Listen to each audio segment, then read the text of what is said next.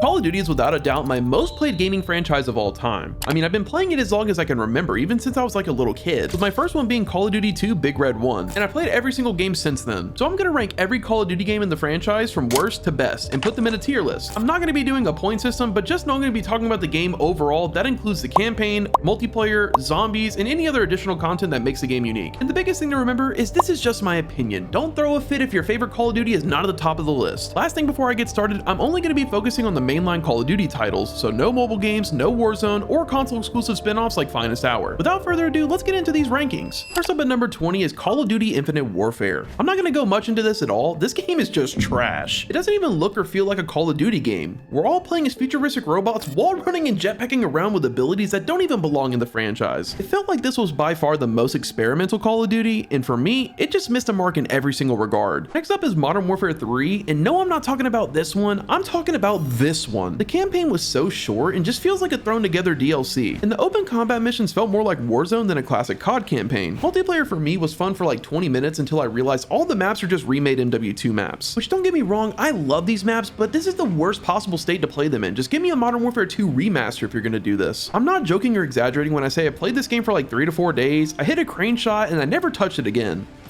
Oh! Oh, he fucking hit that shit. I killed him!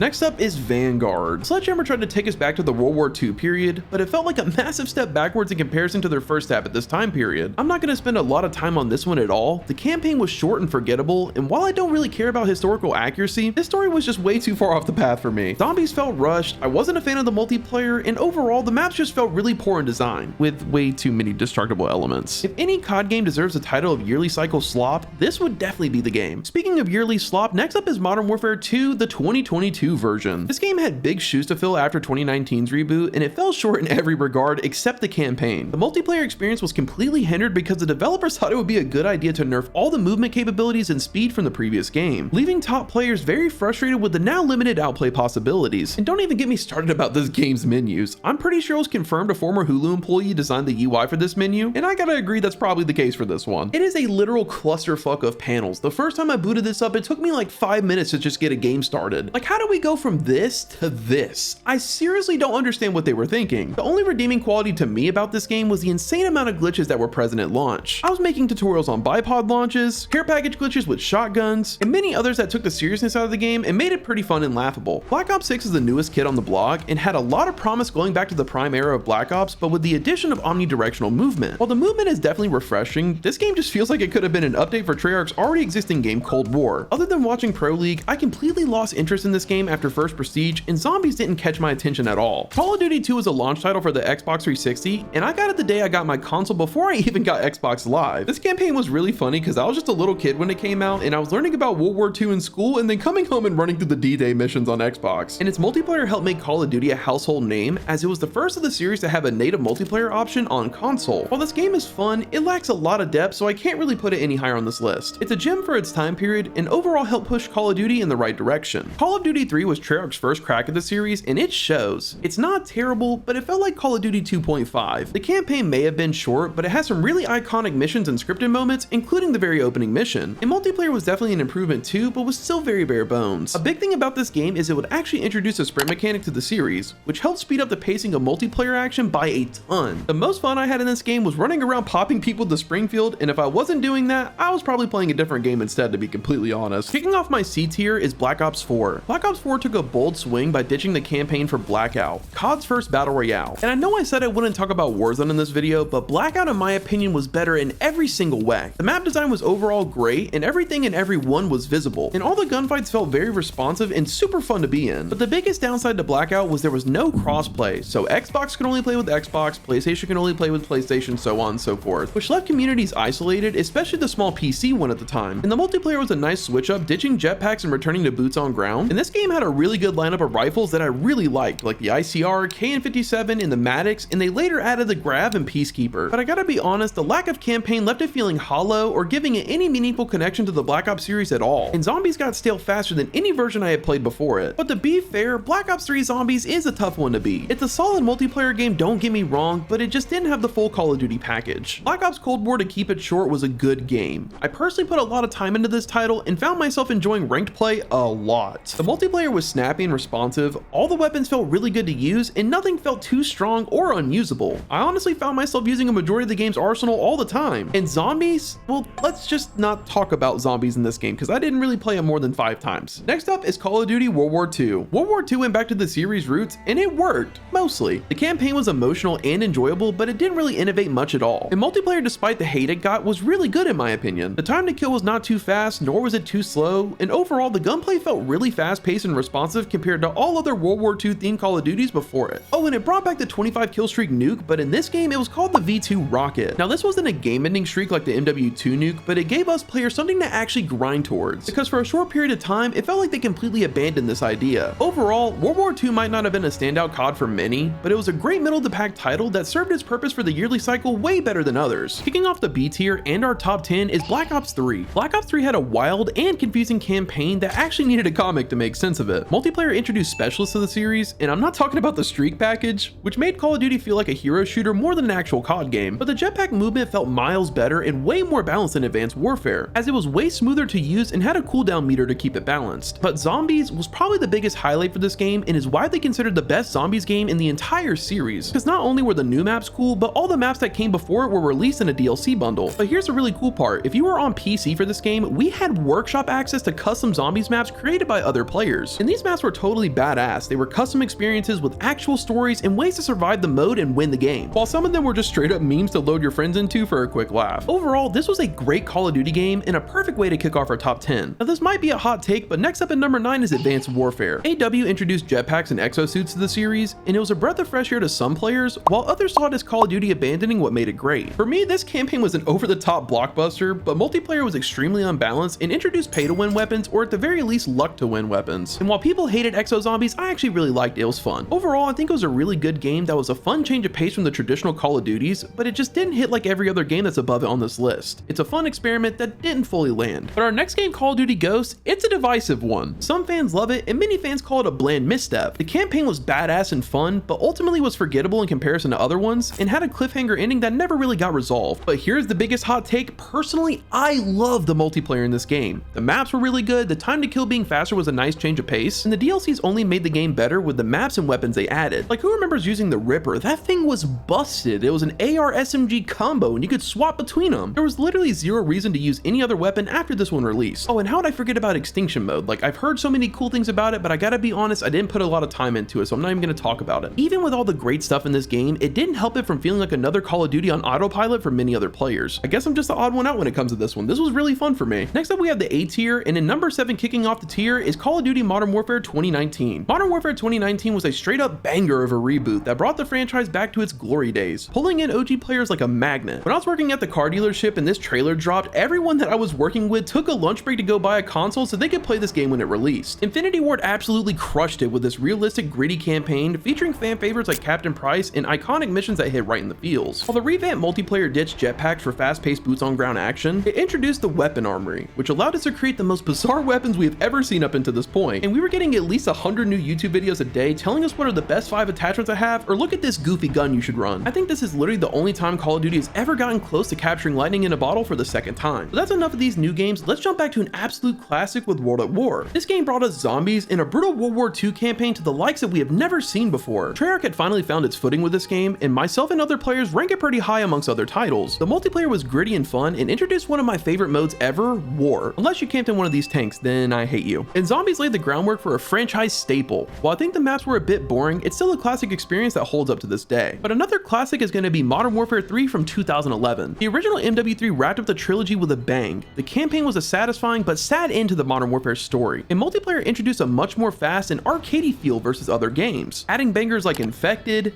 Drop Zone, and Kill Confirmed to our game mode pool. It's kind of embarrassing to admit I at least have 1 to 2K hours in MW3 Infected playing with the boys. The trash talk and the bullshit spots you could get into led to some pretty long nights. This game also added the 2v2 and 3v3 playlists, which in itself was super fun to queue into and farm some noobs on smaller maps. And last thing about MW3 is the survivor mode, which added a horde-like mode from Gears of War to Call of Duty. And overall, this mode was super fun to queue up with my friends and try to survive as long as we could. It's not as iconic as its predecessors, but this game is still a banger. For the number 4 spot, it only made sense that I had Call of Duty 4 here. This game changed everything. It kicked off one of the most legendary campaign 3-peats of all time, introducing beloved characters like Captain Price, gas, and of course, What the hell kind of name is Soap, eh? How'd a muppet like you pass selection?